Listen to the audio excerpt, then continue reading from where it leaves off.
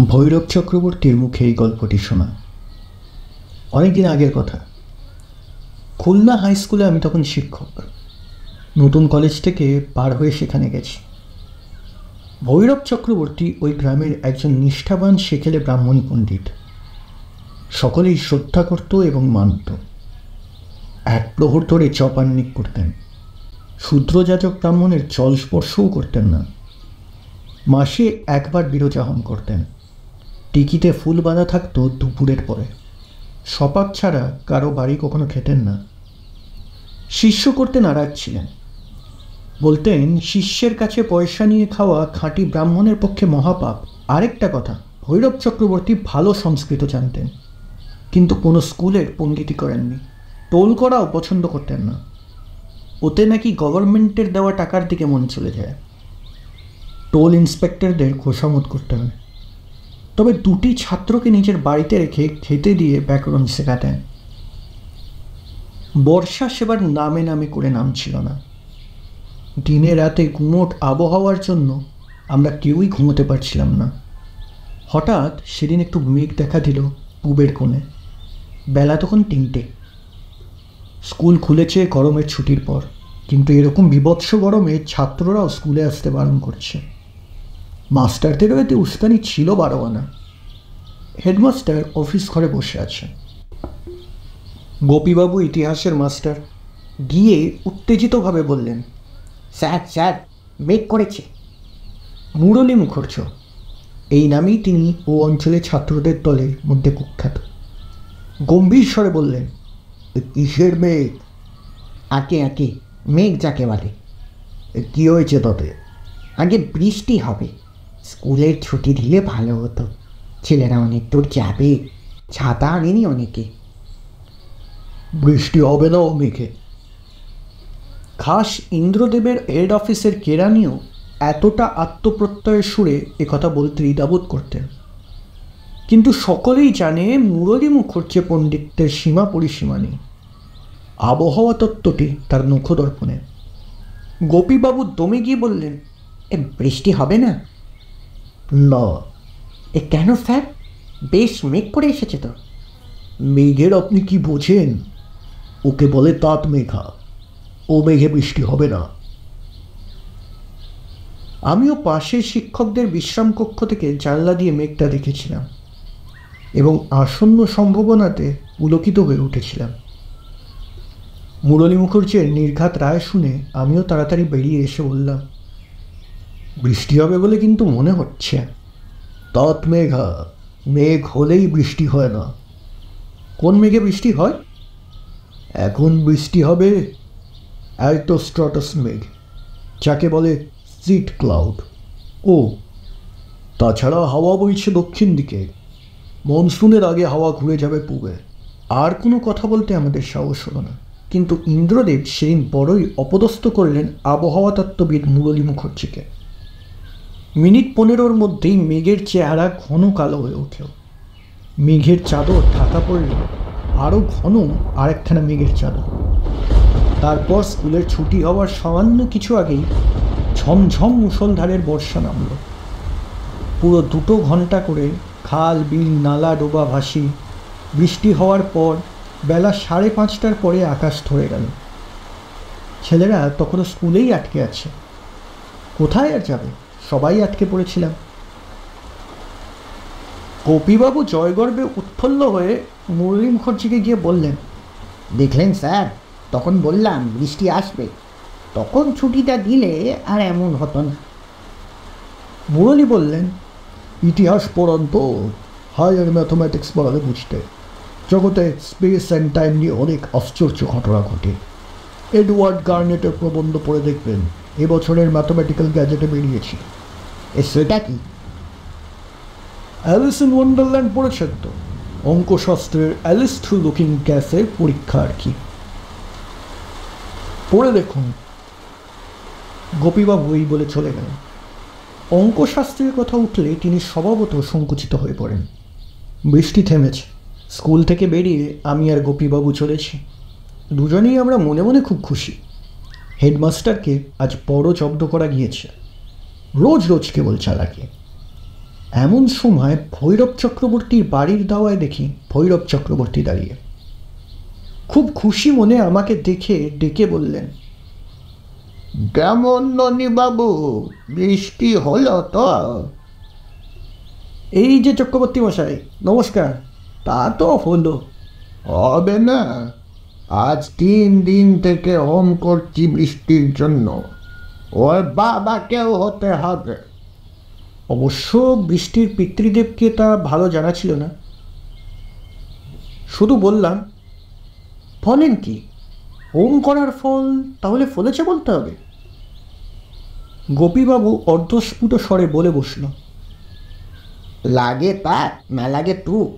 ভৈরব চক্রবর্তী কথাটা শুনতে পেয়ে বললেন, আসুন দুজনে আমার বাড়ি মাস্টার বাবুরা, দেখুন দেখাই। গোপীবাবু ও আমি দুজনেই দাওয়ায় গিয়ে বসলাম। মনটা বেশ ভালো। নমস্কার। সন্ধ্যের আড্ডার বিশেষ নিবেদন অলৌকিকের 3য় এপিসোডে আপনাদের সকলকে স্বাগত জানাই। আজ আমরা এনেছি বিখ্যাত লেখক বিভূতিভূষণ বন্দ্যোপাধ্যায়ের লেখা পিরোচাহ। বিভূতিভূষণ জন্মেছিলেন 1894 সালের 12ই সেপ্টেম্বর। অপু আর পথের পাঁচালীর জন্য তিনি বিখ্যাত। আজকের গল্পে আওয়াজ দেওয়ার জন্য মৌসুমী দেকে অসংখ্য ধন্যবাদ। তাহলে শুনতে থাকুন আজকের গল্প।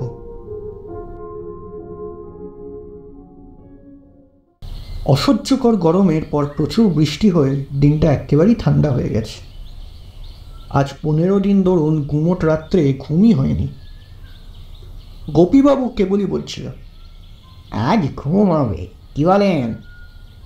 নিশ্চয়ই, তার আর ভুল আছে। ভৈরব চক্রবর্তী এবার আমাদেরকে নিয়ে গেল ঘরের মধ্যে।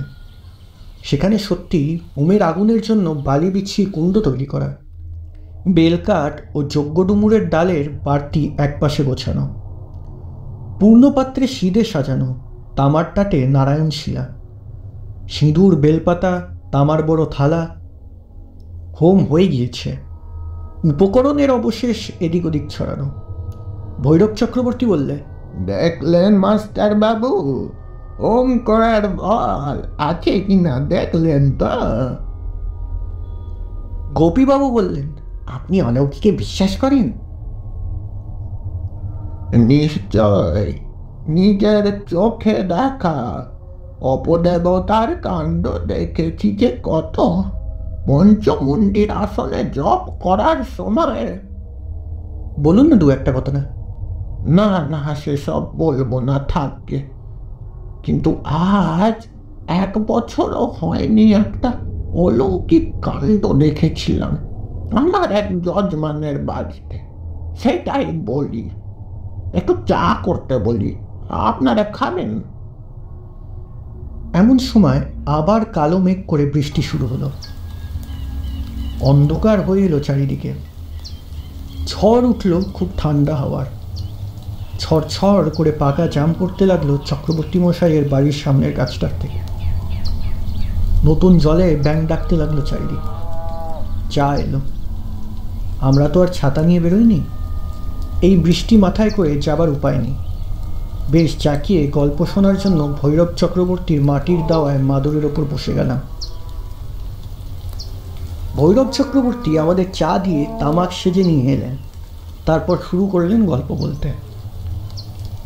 আর বছর ভাদ্র মাসের কথা, এখনো বছর পেরোয়।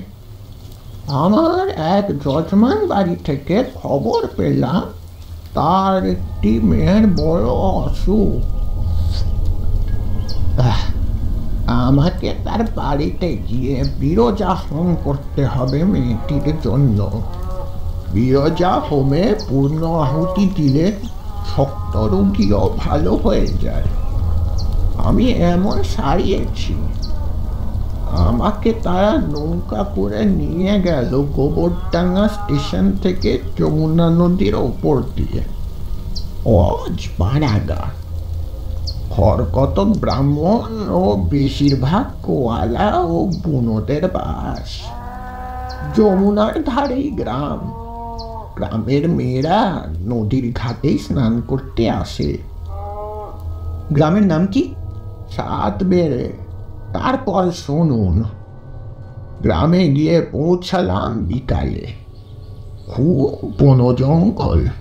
গ্রামের মধ্যে ভাঙা শিব মন্দিরও আছে, সেখানে ছোট ইটের তৈরি। মন্দিরের মাথায় বট অশ্বত্থ গাছ গঠিয়েছে। প্রকাণ্ড একটা শিবলিঙ্গ বসানো মন্দিরের মধ্যে। চামচিকের নাদিতে আকণ্ঠ ডোবা অবস্থা। পুজো বন্ধ করে দিয়েছে বহুদিন আগেই। এই সময় আমাদের জন্য ভৈরব চক্রবর্তীর বড় মেয়ে শৈল চাল ভাজা ছোলা ভাজা নিয়ে এলো তেল নুন মেখে। ভৈরব চক্রবর্তীর বিপদ নেই, তার মেয়েটি শ্বশুরবাড়ি থেকে এসেছে সবে কটা দিন হলো। চলে গেলে চক্রবর্তী মশাই নিজেই রান্না করে খান। আমরা সবাই খাবার খেতে আরম্ভ করলাম। ভৈরব চক্রবর্তীও সেই সময়। এখনও দিব্যি দাঁতের জোর আছে। এই বয়সেও এমন চাল ভাজা যে খেতে পারে, তার দাঁত বহুদিনও নষ্ট হবে না। তিনি খেতে খেতেই বলেছিলেন, এই শিব মন্দিরটার কথা মনে রাখবেন। এর সঙ্গে আমার গল্পের সম্পর্ক আছে। তারপর আমরা গিয়ে সে বাড়ি উঠে হাত পা ধুয়ে জল খেয়ে ঠান্ডা হবার পর গৃহস্বামী একটি ঘরে আমায় নিয়ে গেলেন। অসুস্থ মেয়েটি সেই ঘরে শুয়ে আছে। বয়স 13-14 হবে। নিতান্তই রোগা নয়, বেশ মোটা সোটা ছিল, বোঝা যায়। গলায় এক রাস মাদুলি। মেয়েটি চোখ বুঝে এক পাশ শুয়ে আছে। আমি ঘরের মধ্যে ঢুকতেই একবার সে মাথা তুলে তাকিয়ে দেয়, আবার সে পাশ ফিরল। মেয়েটির গায়ে জ্বর, বেশ জ্বর, 3-এর কাছাকাছি হবে।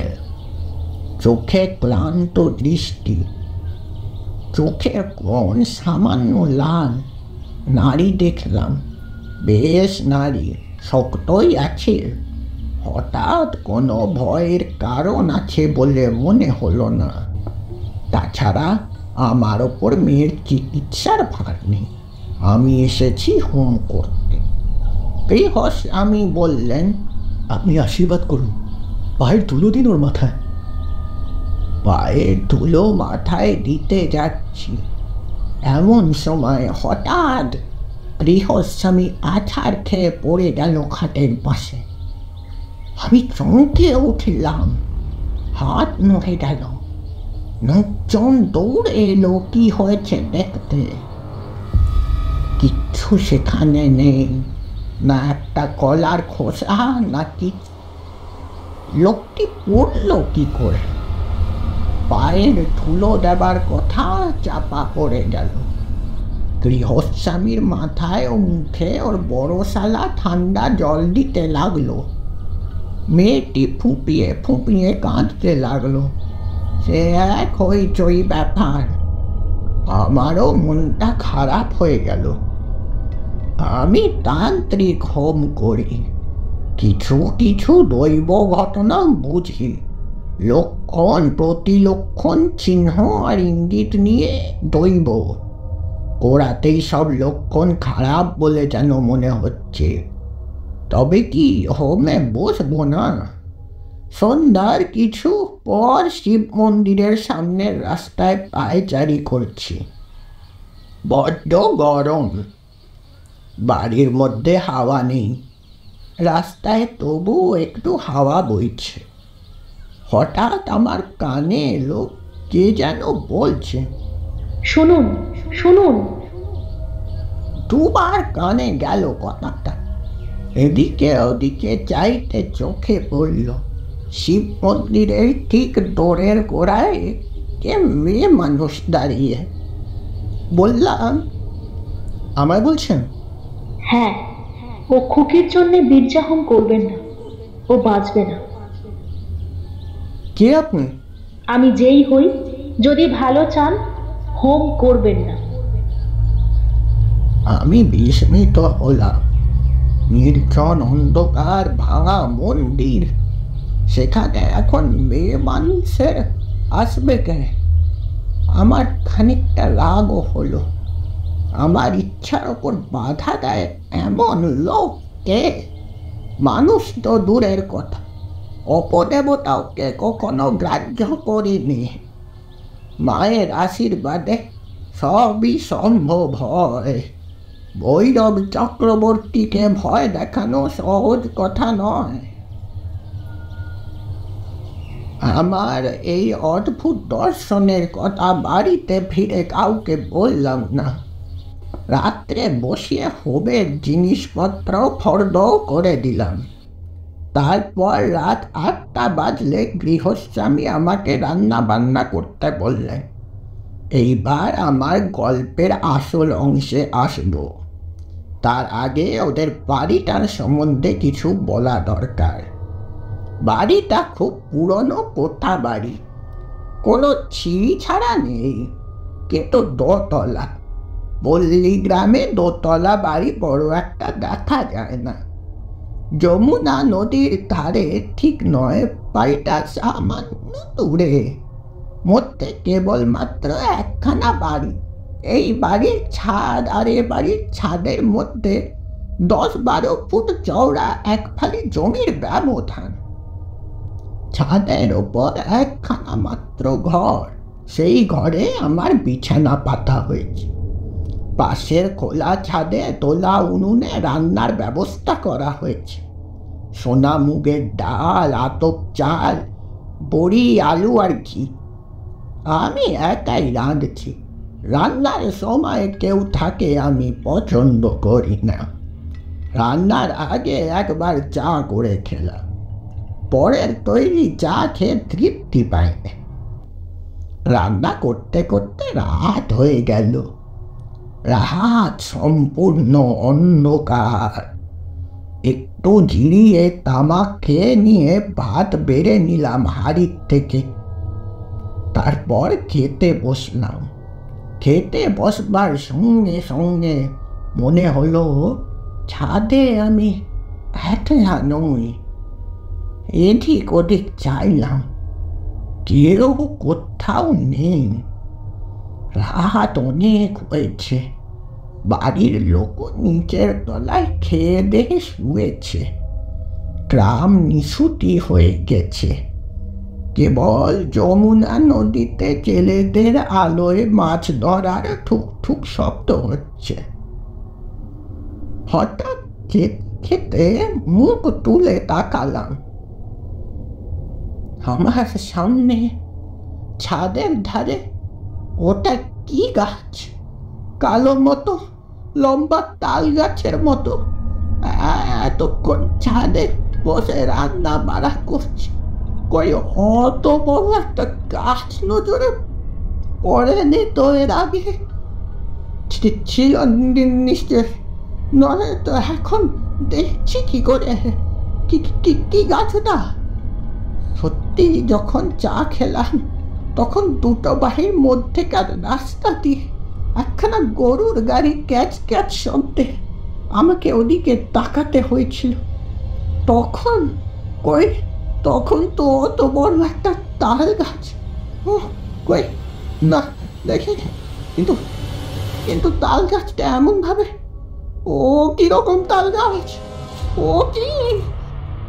আমি ততক্ষণ বিভীষিকা দেখে ভাত পেলে লাফিয়ে উঠে পড়িনি। তাল গাছ না, এখনো ভাবে এই দেখুন গায়ে কাটা দিচ্ছে। যদিও আমার নাম ভৈরব চক্রবর্তী, পিছনে ছাদের কার্নিশের ওপর দাঁড়িয়ে এক বিরাট আকার অসুর কিংবা দৈত্যের মতো মূর্তি, আর তত বড় হাত পা, সেই মাপের মাথা একটা। থামুন ভৈরববাবু, একটু জল খান। হ্যাঁ দিন।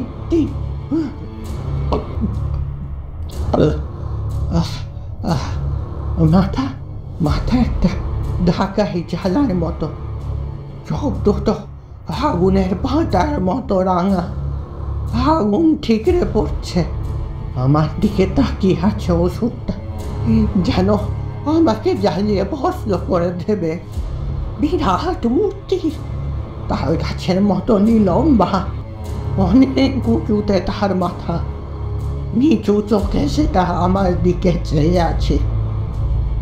ভালো করে চেয়ে দেখলাম, দুবার চোখ রগড়ালাম, দুবার চা খেয়ে কি এমন হলো, না ওই তো সেই বিরাট তাল গাছ, নারকেল গাছের মতো সেই ঢাঙা বেখাপ্পা অপদেবতার মূর্তি বিরাজ করেছে জমাট বাঁধা অন্ধকারের মতো।